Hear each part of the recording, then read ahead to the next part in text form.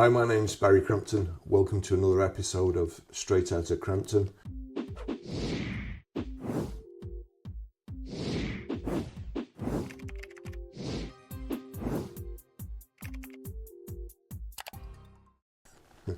I keep saying I really want to find something positive to say about the motor trade and EVs.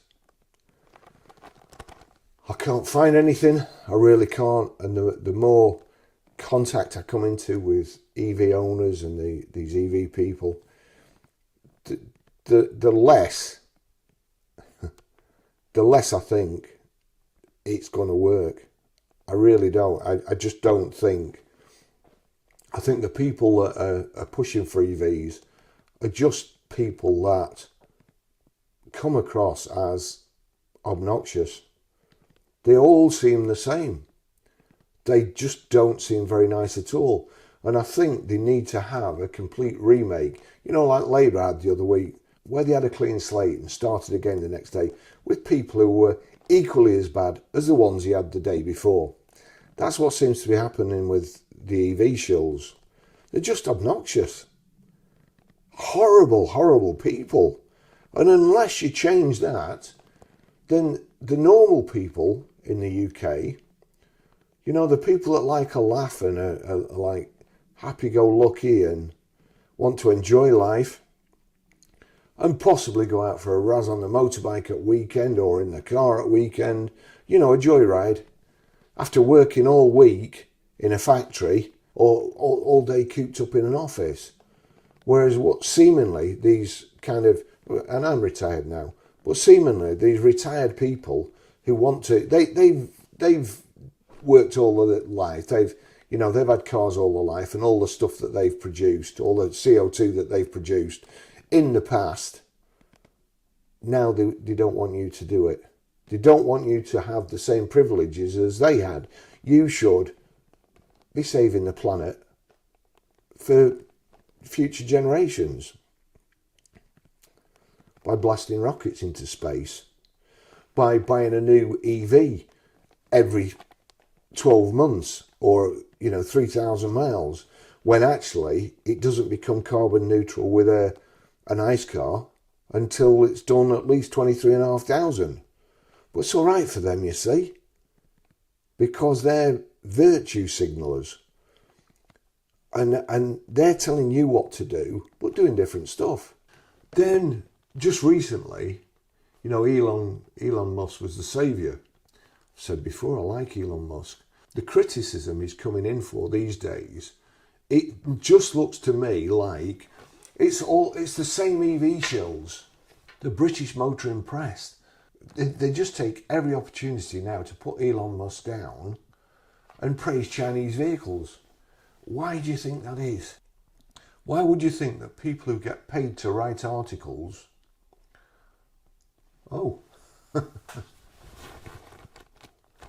Why do you think it is that people who get paid to write articles about cars are choosing to write more and more about Chinese EVs and knock Tesla?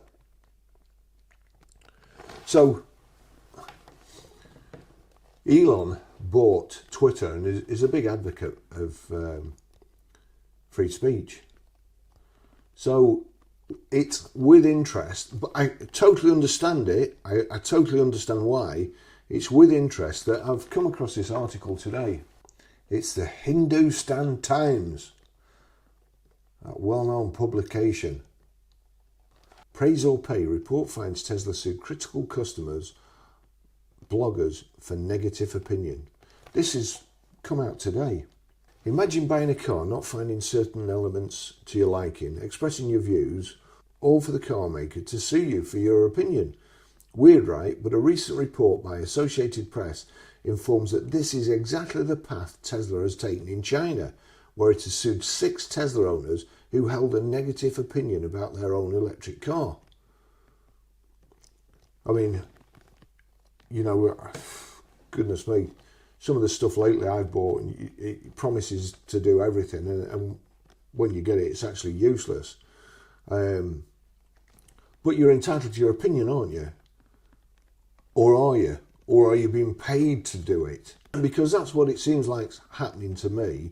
They're like, since Elon started taking an interest in British politics especially, it would seem that certain people, especially Labour supporting people, want to try and knock him at every opportunity.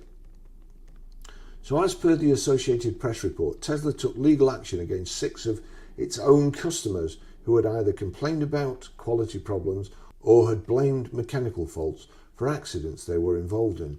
Tesla also reportedly sued as many as 6 bloggers and 2 media outlets in the country for similar reasons. It's getting dangerous to be a blogger, isn't it? But wait, it gets even more bizarre. It's been highlighted that Tesla may either be winning the majority of these cases or at least secured out-of-court settlements. And on the flip side, of the 81 cases filed in the country by Tesla owners against Tesla, the company has managed to secure wins in dozens. I mean, I'd like to know how many it's secured wins in and what was said. Tesla is the world's biggest electric vehicle EV maker, and China is the world's largest vehicle and EV market.